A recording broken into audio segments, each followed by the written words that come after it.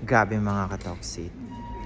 Um, it's been 4 years already bago ko natutunan mag-travel mag-isa.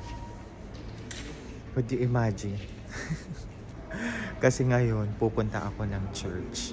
So this is my first time na pag-attend sa Hillsong Paris Church dito sa France. Negative 2 degree, medyo malamig siya pero carry ko na. Carry ko na yung lamig. Kumbaga na-adapt na sa sarili ko. Mga ka-toxic. So stay safe everyone.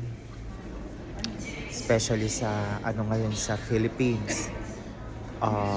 Napapabalita na maraming nagkakasipon or nagkakasakit, trangkaso. Stay safe lang.